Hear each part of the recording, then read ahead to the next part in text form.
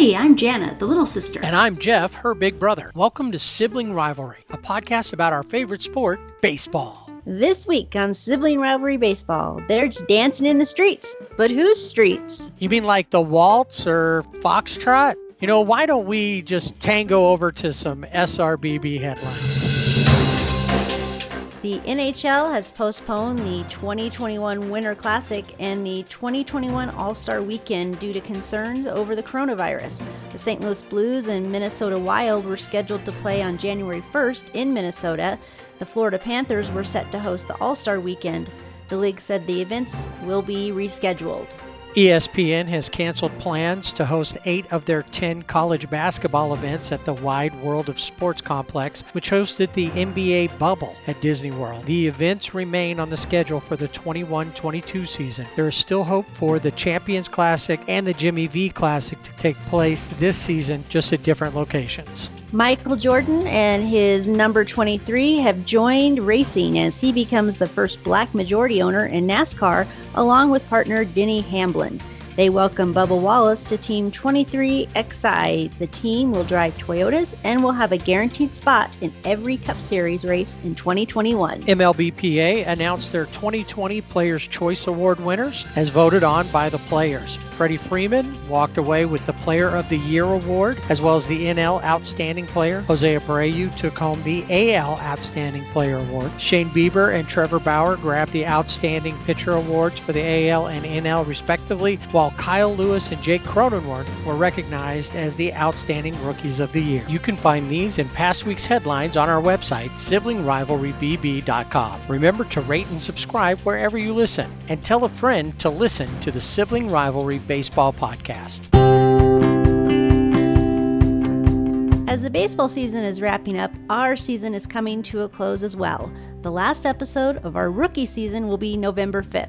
We will still be tweeting, Instagramming, and Facebooking, so keep following us for all of the hot stove action and off-season chatter. We will be back for Season 2 of Sibling Rivalry Baseball Podcast on March 25th for our 2021 season premiere.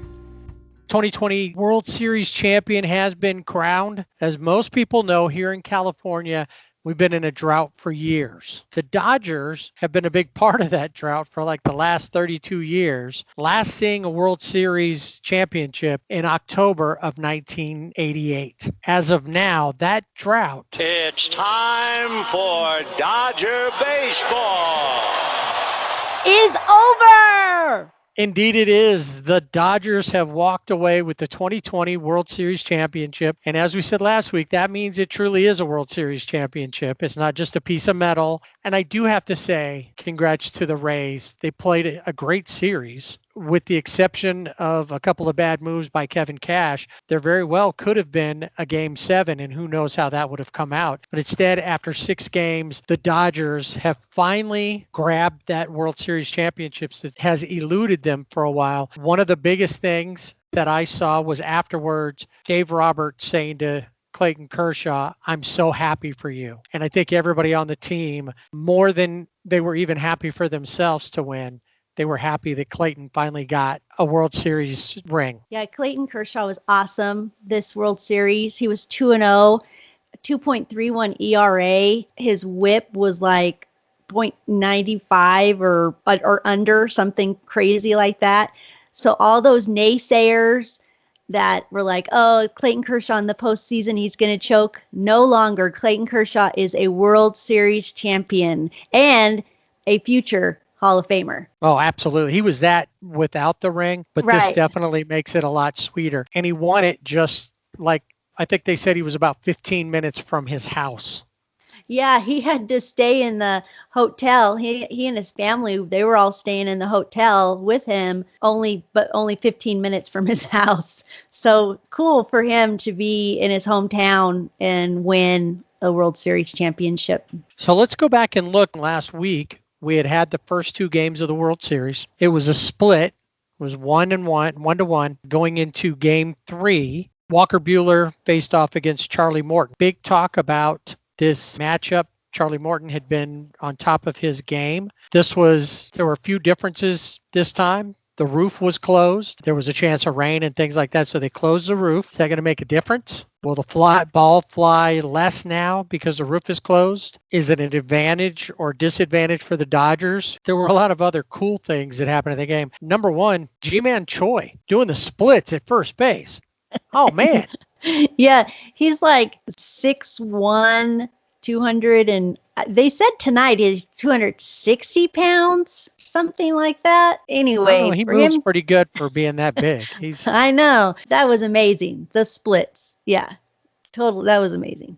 so And he had other defensive moves, not just the splits. He jumped, he twirled. well. How many times did he tag people, come off the base and still tag the man out going to first? Yeah. One time he was up in the air and came down and was able to tag Mookie right on the helmet. He was definitely fun to watch. And I think in this last game, Game 6, they put his moves to like a ballet type music.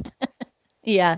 Which That was good. In this game, Justin Turner broke the home run record for the Dodgers in World Series. And then we had talked about this before, but a Rolling Stones song popped in my head with Mookie Betts, and it was Start Me Up. That's a good one. Whenever he got going, and I think they even mentioned it in the post game of Game 6 when they were talking to Mookie, that when he didn't get a hit or when he didn't contribute, they didn't win. And he wasn't the guy. He wasn't the MVP of the series, but he definitely was the catalyst or the conduit that you've called him all season long. Yeah, when Mookie gets on base, whether it's a walk or, he hits a double or whatever it may be, he's electric on those base pads, but it gets the other guys in the lineup. They're excited, and yeah, it's the spark, and he just provides that spark. And of course, everybody is happy, even if you're not a Dodgers fan, because Mookie Betts has given you a free taco. Right. Can't complain about that. As far as No. all the games that I saw the Dodgers play in the postseason, this was probably the most complete game that they played. Buehler started off through 6 innings, only gave up 3 hits and 1 run, struck out 10 on 93 pitches. Then Blake Trinan pitched well. Brusdar Graterol, he had a 7-pitch inning in the one that he pitched. So they were good. And even Kinley, who threw an inning, gave up 1 hit, which was a home run to anyone? The only guy that seemed to hit home runs. Yeah, Randy Arozarena. Who, if the Rays had gone on to win this series, would have been a contender for the MVP. Oh, most definitely. The Rays have hit him to thank for a lot of their offense. He carried that team. So, He and he's only a definitely rookie. did. So pitching was great. Mookie kicked everything off with a double, was 2 for 5, had 2 stolen bases. JT, 2 for 5, had that home run. So that was the 1 RBI he had. Max, I think if Max had hit more, he probably could have been an MVP candidate as well. Yeah, I think so. He had a lot of the one home run where, like I've said before, I don't really like, they kind of stop and stare. But on that one, he deserved to stop and stare. But yeah, I think he was really patient in the box, which during the season we hadn't seen a lot of. But yeah, he would definitely be an MVP candidate if he had hit more. But he came up in important parts, getting a walk or a hit when we needed it. He contributed greatly. He win this game in Game 3 went 2 for 4, 2 RBIs and a walk. Because Austin Barnes hit a home run in that game, 2 RBIs. He was 1 for 3. So overall, a great game. The one guy who had been contributing pretty consistently that didn't in this game would have been Chris Taylor, who struck out 3 times, went 0 for 4. Yeah, something was off with Chris Taylor. Noticed it in this game. He usually can come up with a clutch hit, but he was struggling, just not finding the ball when he needed to. And so he was a surprise. I will say with Austin Barnes, he had a home run in the 6th, which was huge. But one thing that was really big was the sacrifice bunt that he laid down. That was perfect and surprised the Rays, I think, too. And it made him only the second player in history to get an RBI bunt and a home run in the same game. Yeah, I think the guy that is with him in that category was from the Yankees in 1961. Morton didn't have a great game. Through 91 pitches, gave up 5 runs. John Curtis followed him out of the pen. He's the one that gave up Austin's home run. After that, it's good that they scored like they did, because after that, the Rays bullpen only allowed 2 runners in the final 3 innings, a walk and a hit. So had they not taken advantage of things early on, if it had been close, they were shut down towards the end. So they took a 2-1 lead, which brought us to game 4. To be perfectly honest, was my breaking point. I was so disappointed in this. In fact, well, we'll get to it. I'll have to throw my disclaimer out there, but this game was so back and forth, and there were so many plays, especially towards the end of it. I was sure that this was the end of it. The Rays were going to take over from there. Final score, 8-7 by the Rays. Julio Urias started out, 4.2 innings pitched, gave up 2 runs, struck out 9, just threw 80 pitches. He did give up 2 home runs, one to Hunter Renfroe, the Mike Trout lookalike. Yeah, I was going to say that. He totally looks like him. And I was going to text you, but during these last couple of games, I've just been really high end, like not being able, just don't leave me alone. I just got to watch the game.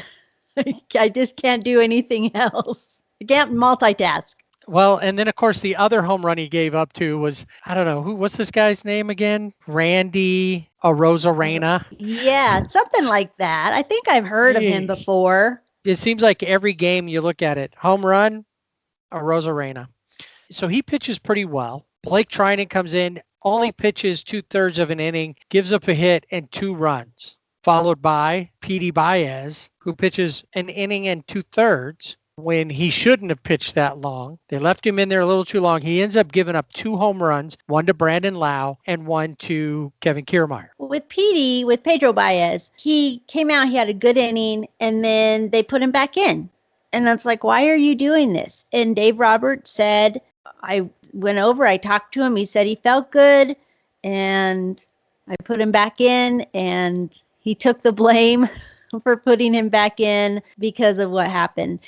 Pedro is a good pitcher. You put him in different situations. We've seen the highs and we've seen the lows, like really lows with him. And so he's one of those guys that you don't necessarily, you're kind of like, okay, we're going to get through this. You're not always confident because you just don't know what he's going to do. But in this one, it's on Dave Roberts because he sent him back out there. At least he took credit for it. Before it was like, well, they were always beating around the bush to answer. He just took it. Tough game at the plate. Mookie 0 for 5, but they did score 7 runs. And a lot of that is because of Corey Seager and Justin Turner, who were both 4 for 5 in this game. They each hit a home run. Corey scored 3 runs and had 2 RBIs. Justin scored 2 runs and had 1 RBI. Jocelyn, 2 for 2. Max with an RBI went 1 for 4. Cody was 0 for 4, but he was intentionally walked. They were playing well, and it was a 1-run lead because they just kept giving up runs. And in fact, they set in this game, the 2 teams set a record for scores in 8 half innings. Yeah, every time you looked at the box score, it was 1 run here. Rays would get a run, the Dodgers would get a run, and it was just back and forth, back and forth, back and forth. So it was it was a good game scoring wise because you just never knew what was going on until It was exciting. It was like, who's going to put up the 0? Yeah, exactly. And who's going to stop that? Now, here's what happens. And this is where I just got super frustrated. Dave Roberts brings in Kenley Jansen. I think around that point I said, oh, Kenley's going to come in. We need 12 more runs. Yes, you did. And I agreed with you. Kenley actually comes in, starts off okay. There was a bloop single that one more step and Kike has it, outreach. It was just past the end of his glove. Yeah, but it so wasn't close. a big deal because it was something you could work with. But there's 2 outs in this inning, and Arozarena is at the plate, so you're worried about that. He gets him down 2 strikes. And you can see in Randy's eyes that he's not the confident young man he's been. And he's facing a guy who has been here many times before. All they needed was one more strike, and they're 1 game away from a win. Full count, Kinley bounces one up there. He threw a 57-footer. I don't know what that and it was. hit in front of the plate, bounced in, walk. Arozarena's on base. Yeah. On one side, you're like, well, I'm glad that he didn't give you something to hit because they could have gone up right now. So, okay, he walked. You're okay. You can take this. Isn't what happens next isn't entirely Kinley's fault. However, Kinley throws the ball. It's another bloop single. He didn't have any hard hit balls. It was another bloop single. Chris Taylor, who was out in center field, charges in, gets it, but doesn't play it right. And it boots off of him. He does, though, hustle, gets it, and makes a great throw to home, which stops Arozarena in his track. And he actually kind of falls and tumbles around to try to go back. At that point, though, Will Smith loses the ball. And Arozarena says, oh, and he gets in there and is safe, meaning that they've just won the game because they were the home team. So it's a walk-off. Now, I didn't bother to watch anymore. I was mad. I turned off the TV and I went on my way. And I was ranting and raving around the house. I think I texted you, that's it. They're done. Rays in 6. Yes. I can't believe they screwed this up. So the next day I'm watching, or maybe even later that night I'm watching, and I'm watching a playback of that. And the one thing that sticks with me is Kinley at one point is standing next to Arozarena halfway down the third baseline. Why was Kinley standing there? I didn't notice it during the play because so many things were happening. We're watching CT3, error.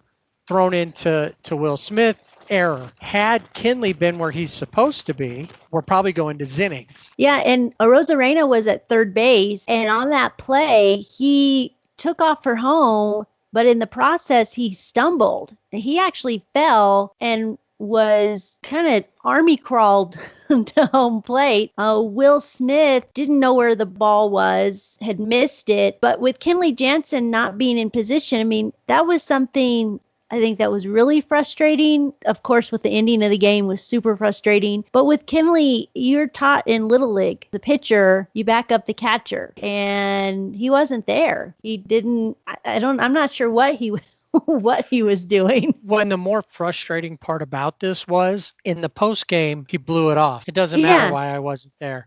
We're moving on to the next game. We got to play again tomorrow. Doesn't matter. Yeah, it was really flippant. He didn't seem to care. I want to think that he did somewhere, but we go back and 45 minutes before the game, Cody Bellinger was scratched from the lineup. Well, he was the DH, but he didn't play center field. Chris Taylor usually plays the infield, second base, shortstop, left field. I don't remember. I'm sure I've seen him play in center field, but I can't even tell you any games that I remember him playing in, because normally Cody is there, and if Cody's not there, then AJ Pollock will be there, because sometimes Cody will play first base. So I think some of that was also an issue, putting Chris Taylor in center field, because he was looking to see where the runner was, and he still was able to get the ball in. And if Will Smith hadn't have dropped that ball, or he didn't really drop it, he just missed the catch, the game would be in Zinnings. So an error on Chris, an error on Will, and just really deflated. It was a horrible game, really bad. AJ Pollock started in center field. They pinch hit Jocelyn for him. Chris Taylor was in left field to start, which he's played often. Yeah. Had that great play versus the Padres. Yeah, in San Diego. Yeah. They slid him to center and put Jocelyn into left, and that's how that set that up. It was crazy. I even looked at it and wrote down exactly how that inning went.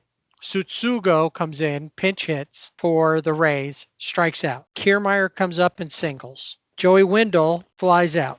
Kiermaier moves to second base on the Arozarena walk. And then Brett Phillips comes up. He's off the bench, hasn't played at all, and he gets that bloop single. Kiermaier scores, that ties it up. And then the errors and a Rosarena, of course, scores there. He had a great game, 3 for 4, 1 RBI, and a home run, of course. Scored 3 runs, that last one being the game winner. They played a great game, and it was at the end the Dodgers gave it away. Yeah. So They it was really very did. frustrating. I had no interest in watching it. And in fact, by the time game 5 started, I had turned off my phone and I took a nap. Yeah. Blanca's like, I can't believe you're sleeping through the game. You're not going to watch it. She was watching it. Yeah. I wasn't paying any attention to it. She had told me she was going to watch a Hallmark. They got new Christmas movies coming on already. So she was going to watch that. So I'm expecting that's what she's watching. I was out. I was drooling. That's how much asleep I was. I didn't care. And throughout that game, if they'd lost, I didn't care.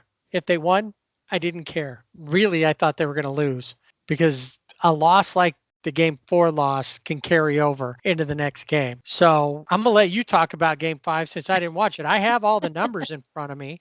I know Max, that's the home run that Max watched Yes. go out.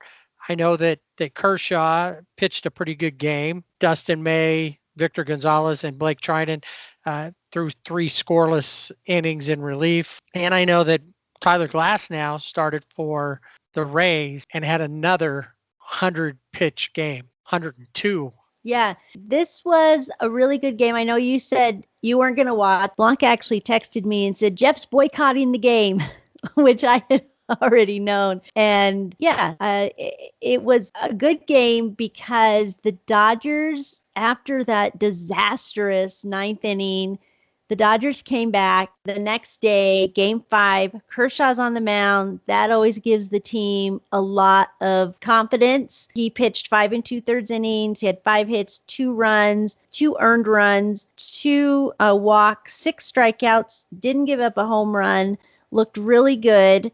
And of course, one of the things, though, is when Roberts came out to take him out of the game, Justin Turner they're all on the mound. And Justin Turner even said to Dave Roberts, he can get this last out. He can get this out. He can do it. But as we learned later, it was all part of a plan before the game. And Kershaw was part of that plan. And that was to bring Dustin May in.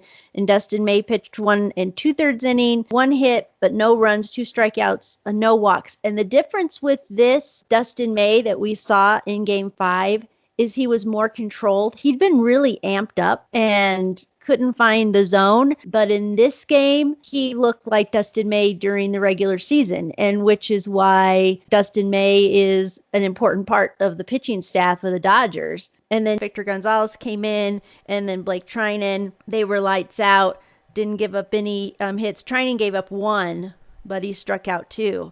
And the Dodgers went on to win 4-2. But the important part of this game is that the Dodgers came out in the first inning and got on the board first.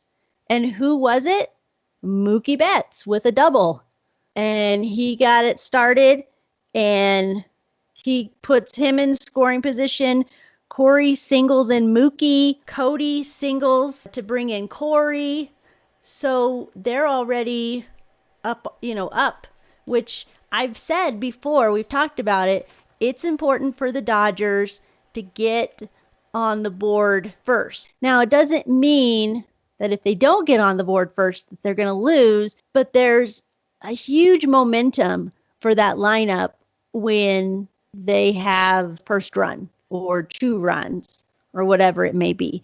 Tyler Glasnow, 5 innings, 6 hits, 4 runs, 3 walks, 7 strikeouts, gave up 2 home runs. One of the interesting things about this game, Manuel Margot was on third base, and third base coach didn't tell him to go, but he thought he could do it. He tried to steal home, a la Jackie Robinson. Didn't work out in his favor because Max was telling Kershaw, step off. And Clayton Kershaw said, yeah, I heard Max Muncy, shouting at me to step off. I stepped off, and they got Margot out at home plate. And Austin Barnes catches Kershaw, but we've also seen Austin, as we affectionately call him, Cuz. He's so much like Will Smith, and he's going to be a great defensive catcher, but he's got a lot of work to do. And so I always feel really good when Austin is behind the plate because defensively, he's one of the best in the league. Yeah, this year you definitely had moments where, oh, good, Austin's out there. Cuz is catching. We're good. Yep. Kershaw is the Major League Baseball all-time postseason strikeout leader with 207 strikeouts after this game, passing Justin Verlander, who had 205. It was such a feel-good game for Dodger fans because Game 4 was so disastrous and there were so many questions like, why was Baez left in? What about this? And then because of that Game 4, we still had questions like, why are you taking Kershaw out? Why are you putting Dustin May in when we know he's been really, really iffy? We know he's good, but this postseason, not so good. But he came back out and, like I said, he had the one hit, but 2 strikeouts, no runs, no walks. Looked really good. So it was a good, solid win for the Dodgers, 4-2, which put them up 3-2. Right, one game away from winning it all. Like you said, they attacked early. Just at looking at the box score, Glass now gave up all the runs. The 4 relievers that followed him combined to shut down the Dodgers. They only allowed 2 walks. Dodgers were done after those 4 runs. So luckily, they took advantage of Glass now when they could. Once again, Rosarena, 1 for 4, had an RBI. Margot, 2 for 3. Yandy Diaz contributed as well. Overall, pretty good game from top to bottom on both sides as far as just watching a game. It looks like when Kershaw pitches well, I think everybody he's just a good guy. So, and there seemed to be a camaraderie between the 2 teams out there. I don't know how many times something would happen. Nobody got up mad because when Max fell on Adames and Adames kind of pulled him down, he helped him up. It wasn't like if they were playing the Asterix and they were ready to kick somebody or spike them. Yeah. This was not the case. And the Rays, even when they got things going, even after that Game 4, it was hard to be mad at them for their celebration. That was an incredible win, and they didn't think they were going to do it. Well, especially when you have somebody that comes up like Brett Phillips, he wasn't even on the roster for the championship series. He's on the roster for the World Series. He hit maybe 200 in the season, maybe even for his career. He gets up there and has his World Series moment. So yeah, I mean, at the time, it's all a blur to me. I don't want to go back and look at it again. What happened. I mean, there were times for me, especially in this Game 5, and this is just me, but they seemed a little cocky on some of I think it was, definitely Margot. He was definitely like, doing the headset sign because he thought he beat it. And that happened again with Rosarena, who tried to steal second and was out at second. So 2 big, base running errors there, but just their attitude. And maybe a little of it was because they had won the night before. But looking back now, it irritated me. But I was like, okay, they want to win this too. So yeah, Brett Phillips split the season between Kansas City and Tampa Bay. Yeah, but I've seen interviews with him, and he's just a really goofy guy. I was watching a show where they were interviewing Kike Hernandez, and he said that Kike's wife had met Brett Phillips in the hotel, and he said to her, "I'm the American Kike," because he's so goofy. Yeah, he's goofy and he dances, maybe not as well as Kike, but yeah, that's how he introduced himself to. You were real close with Kansas City in the first part of the year. He batted .226. His time with the Rays, he batted .150. Okay. Yeah, he didn't have a great year, but he had that one moment. It's a moment he'll never forget. So let's go to the deciding game. Definitely an elimination game. You can't count the Rays out because they're scrappy. Right. And honestly, and we'll talk about this as we go through with this game, but I believe that it was a bad move on the manager's part, on Kevin Cash's part. Not that the same result wouldn't have come to be, but it may have taken a little more effort on the Dodgers comparatively. So Tony Gonsolin gets the start, and from what it looks like, he was supposed to be a starter this time, not an opener. And the Rays threw out Blake Snell, who has been ace-worthy this series. And one thing that you can almost always count on, in fact, it feels like it goes without saying, there was a home run given up by Gonsolin. And who was it to? Randy Arozarena. Yep. Every game. I got tired of looking at him. They showed him all the time. And I just said, I don't want to see him anymore. Things didn't work out as well for him this time as they have in the past. However, Blake Snell, 5 1/3 innings, gave up 2 hits, 1 run, struck out 9. Now, that's where the mess up was. They shouldn't have taken him out because he had owned the top of the order. All three, Mookie, Corey, and JT, had all struck out the 2 times that they'd seen him. Yep. And instead of feeling what was going on and seeing what was happening, they went with the numbers. It ended up costing them. It's like, oh, we're going to see it a third time around. Well, he's been controlling them. And wouldn't you rather lose with your ace that's pitching well? Yeah, he had 73 pitches when Kevin Cash came out to the mound. Blake Snell was not happy. I don't blame him. I'm not going to. This was a huge turning point because the Dodgers like to call themselves the hyenas, especially those guys like Kike and Edwin Reed. You know, they kind of pick up the scraps. I would say, though, even with them taking out Blake Snell, that was a huge, probably B factor in the game. You still weren't sure about the Tampa Bay bullpen because we've seen that they can be really good, and they weren't. But when they talk about doing the numbers, they brought in Nick Anderson, who by his numbers shouldn't have been there. No. And it's something because Mookie, in a post-game interview, they asked him, they said, yeah, he took out Blake Snell. How did that feel? He goes, well, I'm not going to question somebody else's thing, but we were happy about it. Yeah. And that alone told him those guys were having a hard time with him. And that was their moment. Like, thank goodness he's out of there. We can maybe do something. And they did. They attacked Nick Anderson, who only threw a third of an inning, gave up a hit and a run. And then Fairbanks came in. He wasn't as iffy, but he too, he went a little longer. He went 1 1/3, gave up 2 hits and 1 run, which was a home run to Mookie. And that would be it. It was 3-1. Like we said, Randy Arozarena again, 2 for 4, a home run, 1 RBI. Really, from the Dodger standpoint, not a really big offensive night. Snell locked him down for most of it. Yeah, he did. He really, I was thinking this is going to be game 7 because he was pitching so well.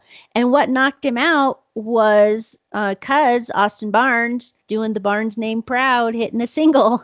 And that was it. And they just took him out. And then from there, it, well, Mookie the first 2 runs and are manufactured runs. Yep. Mookie scored twice because he scored off of the double and Cuz scored. So those were the first 2 runs. And then Mookie hit that home run. It really turned out to be another bullpen game because Gonsolin didn't go but 1 2/3. Dylan Floro followed him. Alex Wood, who had been considered maybe for a start, pitched really well, looked good. He did. He threw 2 perfect innings, struck out 3. Pedro Baez, Victor Gonzalez, and Brusdar Graterol. And then they brought in who might be the guy you want to think about as being the new closer. Yeah, Julio Urias. He's been awesome this postseason. He has nerves of steel. I think ice water runs in his veins because he doesn't get amped up. I mean, he comes out and he just does it, and he's looked so good. And it was great to see him on the mound and that he went back out for the 9th inning because that was a question because we just never know. No, and I think early in the day, I asked you, do you think we'll see Kinley? And you were like, no, but maybe.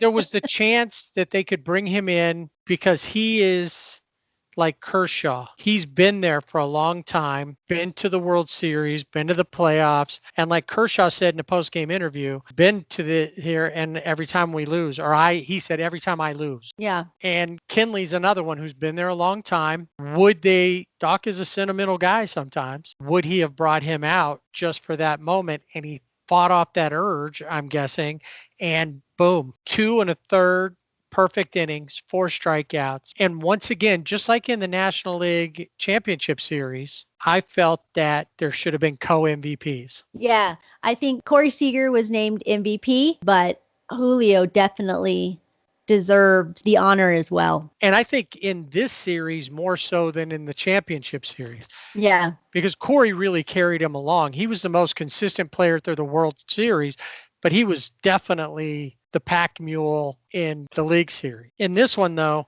they should have split it up. They should have made Corey and Julio cut that Blazer Tahoe or whatever it was that he got for winning the MVP in half. So the Dodgers in the drought, and I think this is more than the 32 years that it's been since they've won. While we fans, that's one big thing because we haven't seen that championship. Plus, just like in 1988, the Lakers won the championship, the Dodgers won the championship. So we have that. So that's a pretty cool thing as far as coincidences, I guess. But I think the bigger thing for the Dodger players is that they finally got over that hump. 3 World Series in 4 years. And even regardless of what 2017 was, it was still hard, and it got harder because of what we found out about it, but they still didn't win it. Now they have the championship back here in Southern California. The question is, what will they do next year? As the post-game crew told Mookie, all right, 11 more. Which would be awesome. 11 more. Yeah. They'd be like the UCLA Bruins of college basketball, the Boston Celtics of the NBA. Yep. A true dynasty if they won 12 total back to back. I don't see that happening. But I don't either. It's nice to think about it though.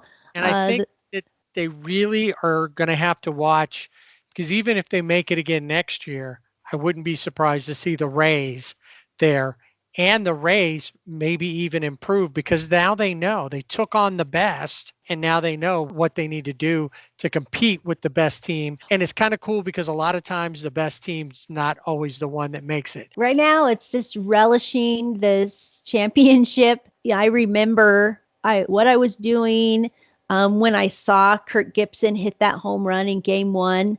And then being able to watch them win and seeing Earl Hershiser, the Bulldog, hoisted up onto the shoulders, and just the excitement. And then to see all of that tonight is just really cool. So, yeah, I mean, always excited for baseball season, but it's been disappointing the last 3 years, and this one is just great. I just so excited. Yeah, absolutely. And it's funny that you bring that up about Oral Hershiser, because I noticed that both Joe Buck and John Smoltz mentioned him a lot when they would refer to the 88 team, and they said not since the 88 team in the time of Hershiser. They didn't mention Kirk Gibson. They didn't mention Mickey Hatcher or the stuntman or any of that stuff.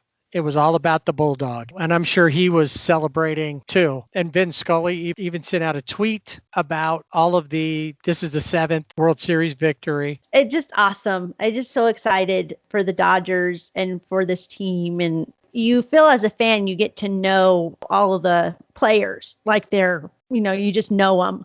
And so for like Kershaw to finally get that ring, and even to say, yeah, he's going to go in the Hall of Fame, but now he has a ring, to show for it. Right. Justin Turner, who is the captain of the team, and everything, these guys that have been nobodies, Justin Turner played for the Mets, signed a minor league contract with the Dodgers because he was at a college game, I think like an alumni game, and somebody from the Dodgers saw him and was like, hey, we need to sign you. Or think about Max Muncy, who was out, He was released from the A's. Yeah. And he was working in a regular job. Yeah. And he was sitting on the couch and his dad was like, come on, you got to keep going. This isn't over for you. Or Chris Taylor, who was with the Mariners. They have their own, I guess, stuntmen of this team. No, absolutely. They did in 88. when you look at that, I was excited to see for, obviously for Kershaw. First thing you see was Cuz running out to Julio, putting the ball in his back pocket. Yeah, always thinking. Yep, and just excited. And I didn't get up and yell and cheer, but I did get teary-eyed, I have to admit. I'm teary-eyed now. It was a pretty incredible game and a really great series. Once again, you got to give the Rays, unlike things we've seen in the past. Now, when they played the Red Sox, you didn't really feel like the Red Sox, not like we did about the Asterix. The Asterix became outlaws. Yeah. They were bad guys. The Red Sox just came in and played really tough and showed that they were the better team. Congrats to the Dodgers. Obviously, no parade. I'm sure that if I go and I look at the paper, that and the news, that they're probably still out in the streets from the victory. I wonder how many cop cars got turned over and burned in celebration of the Dodgers. So now you can have a parade around your house, grab your Dodger flag, and maybe go outside and up and down, walk to your mailbox and wave your flag, and that'll be the championship parade. I am a superstitious fan. I know we've talked about this before. I don't, even in that last inning, my youngest said, "Come, Mom, they're going to win." And I was like, "Shh, you don't know that, Well, you didn't know. You told me I couldn't watch Game 6 because they won Game 5, and I was completely. And honestly, I didn't watch it. I didn't. Right. I stayed away from social media. I think at one point I got up from my nap and the TV was on and she was watching it, and I noticed the end of it and went right to commercial. So I ran over, did my thing, and then disappeared because I was not going to take it in. Well, and you told me I couldn't watch. I told you couldn't watch this game, but then I texted you an SOS and said, maybe you need to watch this game because they're losing and we need reinforcements. So, and they were able to come back and get it done. So once again, 2020 champions are one of our two favorite teams, the Los Angeles Dodgers. Woohoo! The biggest award has been given out. The World Series championship has been won. The trophy has been given to the Dodgers organization. The MVP, as we mentioned before, Corey Seager. Now it's time to look at the other awards that are coming up. A couple that have come out, the Mariano Rivera AL Reliever of the Year Award. That one went to Liam Hendriks of the A's, 1.78 ERA on the season, a 1.14 fielding independent pitching, and a 40.2% K rate. So he struck out 40.2% of all the batters. Devin Williams, who had a great season with the Brewers, he picks up the NL, the Trevor Hoffman Award. He had one earned run all season, and that happened in one of the first 4 games of the season. A 0.33 ERA. He didn't give up any hits from August 14th to September 11th. That's 31 batters faced. I'm sorry that he was injured for him, but I'm glad that he was not there during the wild card. Didn't have to see him. No.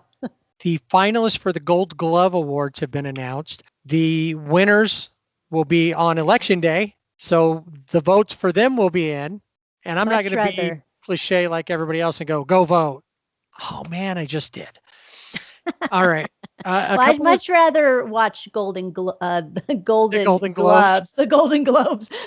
Golden Glove Award winners than watch election results.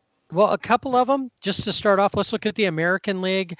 Griffin Canning from the Angels is one of the 3 pitchers. He's competing against Kenta Maeda, one of our favorites, and Zach Plesac of the Indians. Another former Dodger, Yasmani Grandal. Yeah. Glove candidate from the White Sox now. Which is a big surprise because Yaz, he's a good catcher, but we saw a lot of butterfingers going on with him too. So he must like being in Chicago.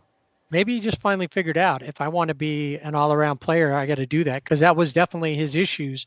And one of the reasons people weren't so sad to see him go. True. The Rangers third baseman, Isaiah Kiner Falefa, he's a former catcher. And I noticed throughout the times that he played versus the Angels and the Dodgers, he's got a cannon. He became a really good third baseman, and now he's up there for a Golden Glove at third base in the American League. Luis Robert. I always want to, because I say Luis, I always want to say it Robert or Robert. It's Luis Robert, center fielder for the White Sox and probably a Rookie of the Year candidate, also up for a Gold Glove.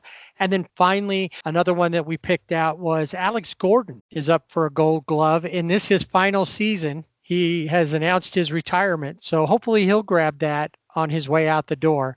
Just like a little parting gift. Yeah, that would be nice for him. And just as an aside, Cody Bellinger and Mookie Betts also nominees. Yeah, in the NL, they're Cody in center field. He's up against Ronald Acuna Jr. and Trent Grisham. Yeah, our favorite. Not.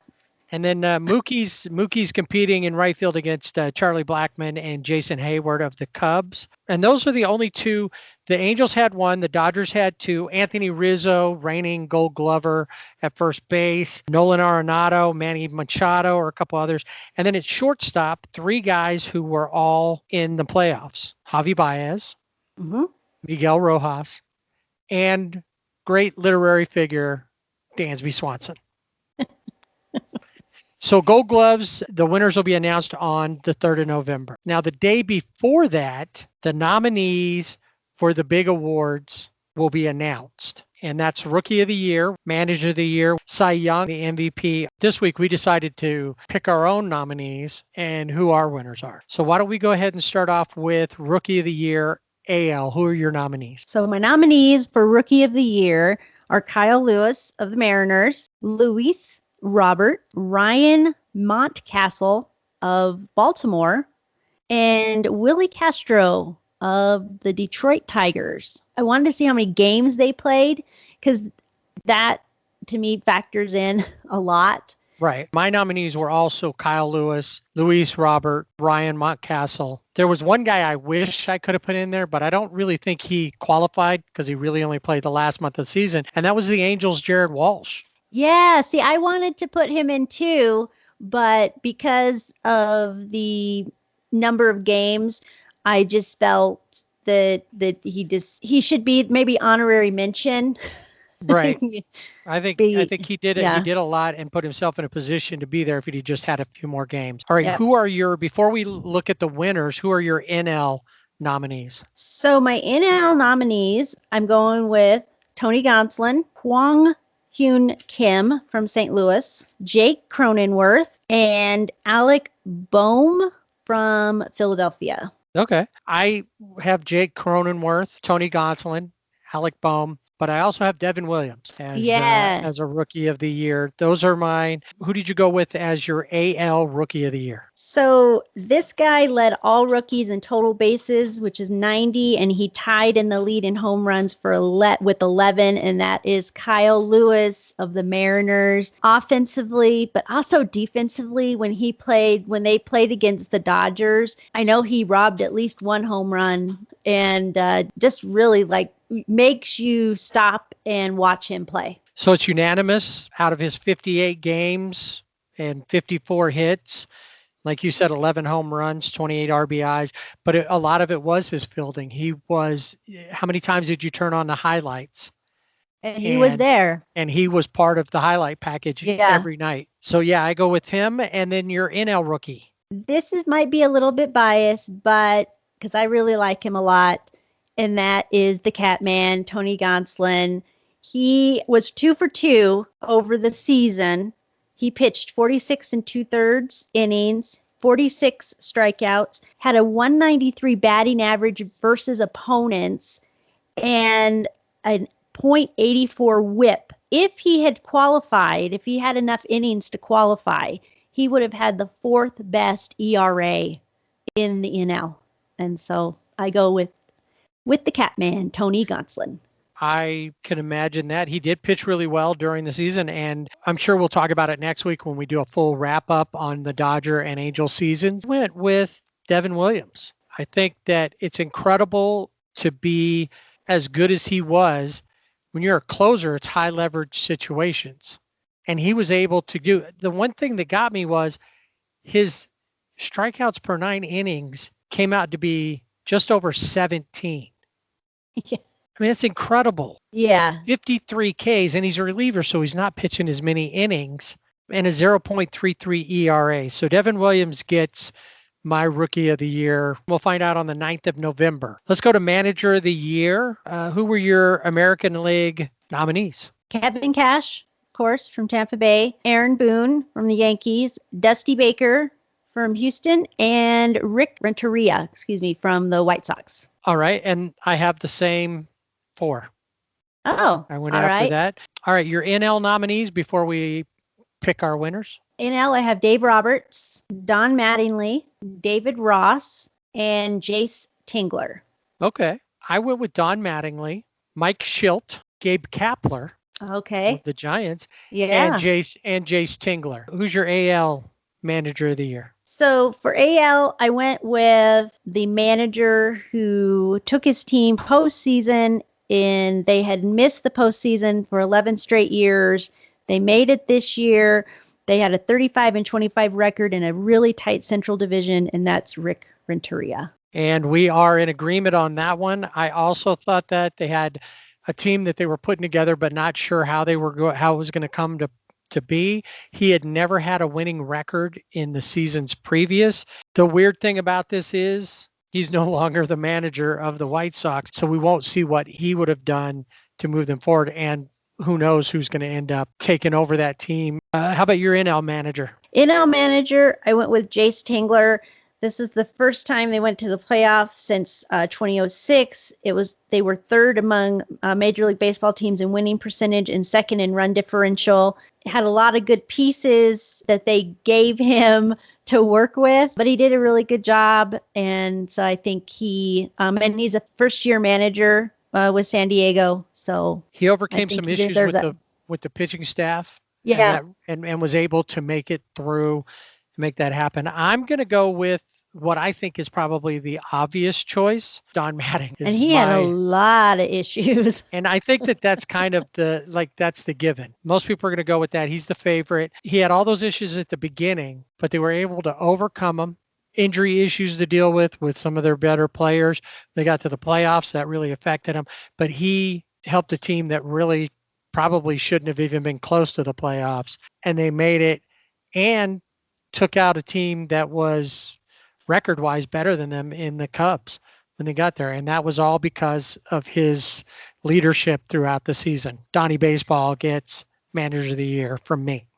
All right. We're almost to the MVPs, but first let's stop in and see who's picking up the Cy Young. I think of all of these, it's almost silly to do nominees for the AL. Yeah, it really is, but I think we have to. But I think there's really only 2 true contenders in the NL as well. But let's go with the AL. Who are your nominees? So I'm going to go from bottom up just because. I went with Dylan Bundy of the Angels. He was 6 for 3, had a 3.29 ERA, but really good. What the Angels needed on the mound. They need more of him. And then Garrett Cole, Lucas Giolito of the White Sox, and Shane Bieber. Bieber Fever. Which that's the obvious one. Yes. I too thought about Dylan Bundy, but I looked at everything in comparison to others, and while he pitched really well, there were a couple of times where he just didn't have it. I know that happens to a lot of pitchers. So obviously I went with Shane Bieber as well as a nominee. Kenta Maeda, who led the Twins pitching staff. Lucas Giolito, who threw the only American League no-hitter this year and was an ace. And then, of course, Garrett Cole, who kind of did his stuff quietly, but was definitely earning his money in the pinstripes. And now the National League nominees are Trevor Bauer. Right. Yu Darvish, Jacob deGrom, and Dinelson Lamet. I thought about Lamet and I didn't go with him. I forgot about deGrom, but you're right. He's definitely up there. And it was probably easy to forget because once the Mets season was over, kind of out of sight, out of mind. Trevor Bauer was definitely on my nominees. Kyle Hendricks, Mm. Max Fried, and Yu Darvish. So we had a couple of them that matched up. I thought all of them. Yu Darvish had an incredible year, but it didn't really seem like, and he was on the verge of a couple of no hitters as well. And one of his teammates actually got the National League no hitter. He didn't get it. Max Fried, definitely ace of the staff in Atlanta. Kyle Hendricks was incredible all season long. So who are your winners? So for AL, I thought I would go way out on a limb and pick Shane Bieber. Really didn't hear a lot about him, but he had 122 strikeouts, a .87 WHIP, was 8-for-1 during the season, 163 ERA. Not too shabby. No, not at all. With that 1.63 ERA led Major League Baseball. He also led in strikeouts, 122 of them. His FIP was 2.07. All of these were MLB leading, not just American League leading, MLB leading. And his strikeout ratio per 9, 14.2 strikeouts. So if you aren't sure, yes, I'm picking Shane Bieber as well as the Cy Young Award winner for the AL. Let's look at the NL. Who did you pick there? Well, this one, I had to go with the next commissioner of Major League Baseball, Trevor Bauer. Yeah, I think eventually he'll be there. What I wanted to call him is, and what I hope is going to work out is Dylan Bundy's teammate with the Angels next season. But he does look good in red. He does. So I went with Trevor Bauer as well. He led the National League with a 1.73 ERA, led the NL with the whip of 0.795. He too had a pretty high strikeout per 9 at 12.3. So yeah, he was my pick. I think he too, like Shane Bieber, was kind of a given. Yeah. Every time he went out, he had a great outing. Right. And if you look at his record, he was 5-4, but you have to think, what did he do on the mound? Because offensively, he has to be backed up offensively. But he had 100 strikeouts, and he held his opponents to a 159 batting average. Right. And see, that's the thing with this win and loss record that I've learned more and more, looking at whip, looking at FIP, even the ERA, because of how many times Kenta Maeda was on the verge of a no-hitter and then gets no decision. Yeah. He was winning when he left the game, but then he gets so he doesn't get a win. He didn't get a loss, so it didn't count against him. But that's there's a lot of times where that isn't the stat is not a good indicator of the pitcher. And right there, 5-4 is not a good indicator of what Trevor Bauer did on the mound this season.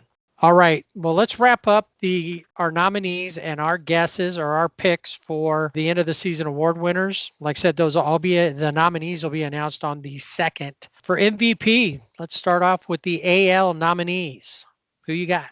I got Jose Abreu, Shane Bieber, DJ LeMahieu, and Jose Ramirez of the Cleveland Indians. That's a good pick. I like Jose. I didn't have Jose on my list, but I did consider him. I too went with Jose Abreu, DJ LeMahieu, and Shane Bieber. We're alike on those. And then I also put Tim Anderson, another White Sox. I really liked what I saw. Not only I've been watching him. I'm a fan of Tim Anderson's. He's one of those that if I went to Chicago and bought a jersey, I would buy a Tim Anderson jersey. He's one of my favorites. So I thought him there. And I did, like I said, I did think about Jose Ramirez, but didn't go there. How about your NL? NL, I have Freddie Freeman, Manny Machado, much to my chagrin, Fernando Tatis Jr., and Corey Seager. Oh, wow. It's missing a name I thought you would throw on there. I thought about Tatis Jr., but I didn't go that route. I, too, have Freddie Freeman and Manny Machado, Corey Seager. I added in, after I kept looking at things, Juan Soto of the Nationals. Under consideration, I know he came in late, but he had a great year. And then I also considered Mookie. Start me up. He was the catalyst, and it was hard when looking across the board, especially with Mookie and Corey, because they were both really responsible. And obviously we know what happened in the playoffs. Corey was the MVP of both the Championship Series and the World Series. But I had to consider Mookie as well. Oh, yeah. Yeah. All right. So who's your AL pick for MVP? So I went with Jose Abreu of the White Sox. 19 home runs, 60 RBIs, 317 batting average. Just all around good guy for the White Sox. I agree with that. I went with Jose Abreu as well. He played all 60 games, scored 43 runs. He led the American League with 76 hits, second in MLB with home runs, only to Luke Voit of the Yankees. He led the AL in slugging percentage. Pretty great fielder, 989 fielding percentage. So I went with him there. Who did you go with for the NL? So NL, of course, I think I got to go with Corey. But when I look at all the numbers, and Corey was great, even Manny, I call him Lazy Manny, but he was producing this season. But I went with Freddie Freeman. His 13 home runs, 53 RBIs. His on-base slugging percentage was 1.102, 341 batting average, on-base percentage of 462, slugging 640. I just couldn't think of somebody more deserving than Freddie Freeman. I agree. Freddie Freeman is definitely a great player. And because of what happened during the playoffs, more people got to see him. Yeah. Mookie really carried the team, did great in his inaugural season with the Dodgers. Corey, right on the edge. I wouldn't be surprised if he won. And Manny, again, as much as we're not fans of Manny, it has less to do about the way he plays and how he left the Dodgers and the way he's been with the Padres. And I guess he owes somebody money now. He does. That fan needs to track him down. But I agree with Freddie Freeman. He's a good guy for sure from what we see. He's just a solid everyday player. Led the major leagues with 51 runs scored, 23 doubles, also led the major leagues, 73 hits. So he had a solid season and was really, you can't blame him for the Braves not being in the World Series because he was, I think we even talked about it, he probably would have been the MVP of the League Championship Series had the Braves won it all. He really put that together and didn't get the assistance he needed. Freddie Freeman's definitely finally getting burst towards the end of his career, maybe. We'll see how much longer he plays. And this is the guy who had COVID at the beginning of the season. Yeah, and he had it. I mean, he really had all of the symptoms that you read about. He had it all. So bad that Nick Markakis opted out. Right. He didn't want to take a chance of getting it. Obviously, he came back in, but yeah. So there we go. That's our picks for the postseason awards. Check us out on all of our social media, Twitter, Facebook, Instagram, and we'll be talking about who actually won the awards on Awards Week starting November 9th.